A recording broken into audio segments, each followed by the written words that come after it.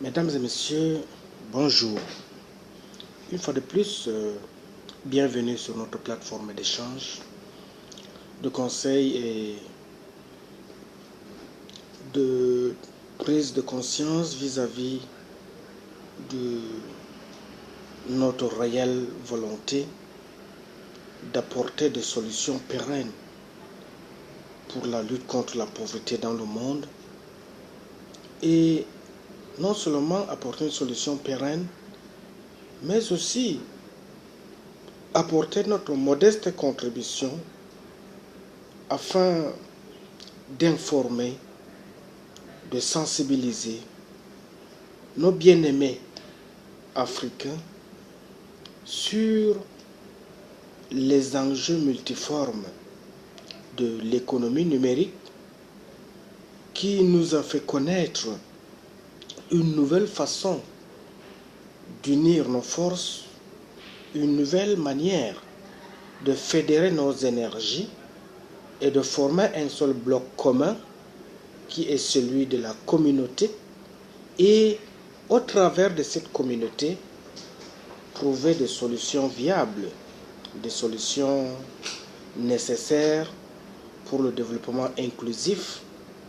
de nos villes, de nos pays. Bref, apporter notre modeste contribution dans le processus de la lutte contre la pauvreté dans le monde, en général d'abord, et dans nos pays respectifs sur le continent africain. Mais alors, lorsqu'il faille parler de la communauté TBC, il faut d'abord comprendre que la communauté TBC dont je vous convie à apporter votre modeste contribution ne saurait être que une communauté privée qui, en partenariat avec les institutions publiques, pourront ensemble réfléchir pour les modalités de la mise en exécution de certains projets sociaux de base ou bien de trouver une réponse à la problématique du sous-développement ou de la pauvreté qui gangrène l'humanité. Alors, sur cette base-là, il faut comprendre que le concept public-privé est une tendance, puisque dans la littérature managériale et scientifique, nombreux sont les chercheurs qui appréhendent les partenariats publics-privés comme une nouvelle forme organisationnelle dont l'objectif est de résoudre les problèmes d'efficacité, de services publics, de projets sociaux que les organismes publics, à eux seuls, ont du mal à assurer. Ainsi, les partenariats visant à apporter un concept complémentaire en termes de partenariat public-privé sont des objectifs organisationnels à but non lucratif. Dans le partenariat social, les organisations à but non lucratif sont non seulement impliquées, mais aussi et surtout la satisfaction de la communauté reste l'objectif principal à atteindre. Ce qui n'est pas le cas avec le partenariat public où les partenaires privés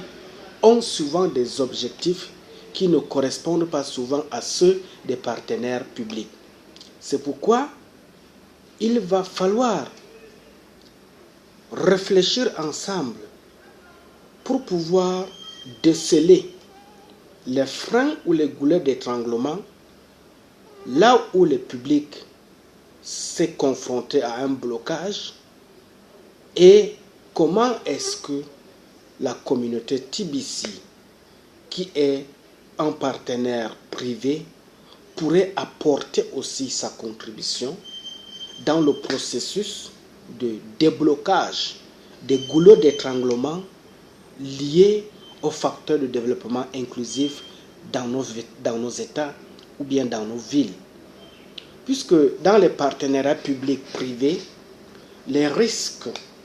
les responsabilités, les investissements et les bénéfices sont partagés par les partenaires, non seulement pour leurs intérêts propres, mais aussi pour la satisfaction de la communauté. Je prends un exemple. Si la communauté TBC de Yaoundé voudrait apporter sa contribution pour pouvoir aménager la construction de la voirie urbaine ou bien de la voirie municipale, c'est cette communauté TBC qui est un instrument privé qui va essayer de mobiliser ses membres, débloquer le montant subséquent et ensemble voir avec la communauté urbaine de Yaoundé ou bien voir ensemble avec le ministère des tutelles qui serait certainement le ministère de l'urbanisme et de l'habitat. Et ensemble, les trois entités, ministère de tutelle, communauté urbaine et communauté TBC, pourront s'asseoir pour discuter d'un budget global pour pouvoir réaliser un certain nombre de choses dans la cité capitale. Je prends un exemple simple de celui de Yaoundé. Et ainsi, il y a beaucoup à faire. Je n'ai pris qu'un seul exemple, mais pour l'ensemble du continent africain, pour l'ensemble du monde, il y a beaucoup à faire. C'est pourquoi, en ce moment où l'économie mondiale est en train de battre de l'aile, il n'y a que le partenariat privé, il n'y a que les instructions élémentaires sur l'enjeu réel de la lutte contre la pauvreté qui pourrait encore sauver les meubles là où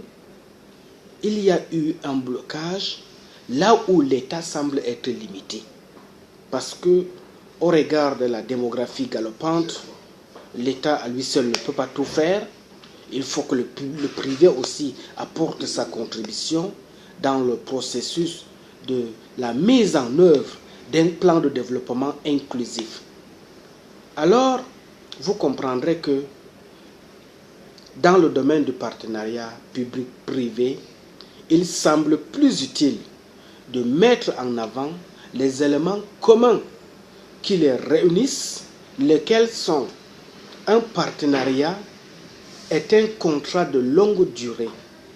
pouvant atteindre une trentaine d'années, une alliance opérationnelle entre différentes organisations publiques et privées, une coopération et une coordination d'activités réalisées conjointement entre les secteurs privés et publics, incluant le secteur associatif qui vise principalement la satisfaction des besoins de la communauté. Une entente établissant un partage réel de responsabilités, des investissements, des risques et des bénéfices éventuels. Une conciliation des objectifs des partenaires en vue de la réalisation d'infrastructures ou de la fourniture des services sociaux de base. Et enfin, l'atteinte des objectifs globaux de société. Pour les besoins de l'analyse, nous définirons ainsi le partenariat public-privé comme étant de contrats de longue durée, unissant des institutions du secteur public et des institutions du secteur privé,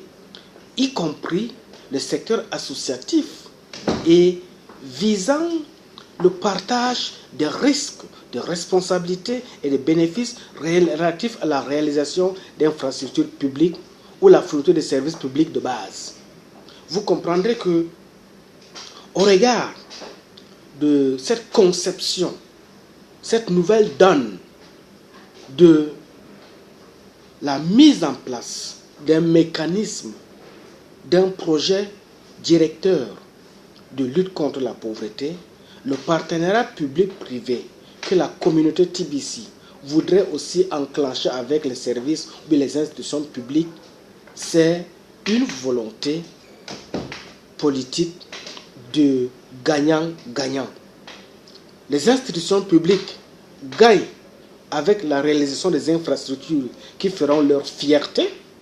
à l'échelle internationale ou nationale, et la communauté privée TBC aussi en elle va gagner d'avoir apporté sa modeste contribution pour le développement de la nation. Ainsi, vous comprendrez que lorsque une communauté prend conscience de son importance dans le processus de développement d'une nation, eh bien, mes chers frères et sœurs, sachez une chose, que c'est une communauté qui pense loin, qui regarde très très loin, qui voit grand et qui a des ambitions pérennes. Et lorsque une communauté a pour principe des ambitions pérennes, je crois que le développement ne serait plus quelque chose qu'on doit parcourir des milliers de kilomètres pour le chercher ailleurs, mais ça sera un volet où sur place, on réfléchit mieux, on agit plus et on gagne beaucoup. En ce sens-là, je vous convie à beaucoup vous donner des efforts pour trouver votre place au sein de cette communauté TBC du Cameroun, afin qu'ensemble, nous puissions apporter notre modeste contribution pour le développement de nos institutions. Le Cameroun a besoin de ses fils et de ses filles, comme toi et moi,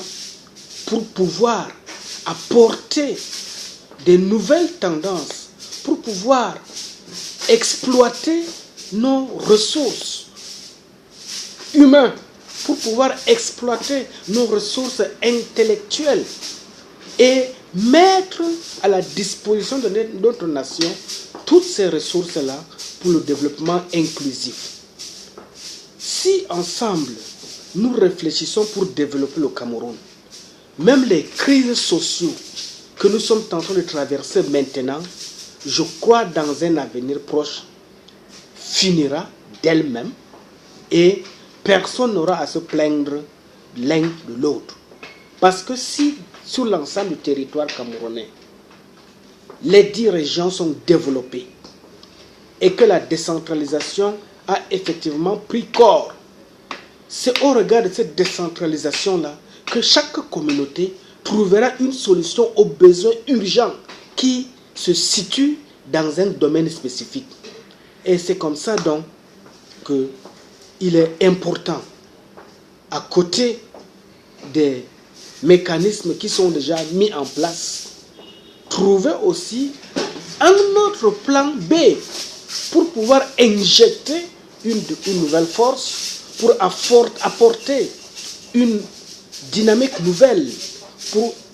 mettre en place un processus de fierté nationale. Et si vous m'avez suivi, je vous remercie. Faites vos recherches sur Internet, découvrez ce que c'est l'instrument TBC. Et si vous êtes convaincu de la valeur de cet instrument de bonheur, de fierté et d'abondance monétaire, eh bien, trouvez votre place au sein de la communauté TBC du Cameroun et apportez votre contribution pour qu'ensemble, nous puissions bâtir ce beau et riche pays. Merci beaucoup.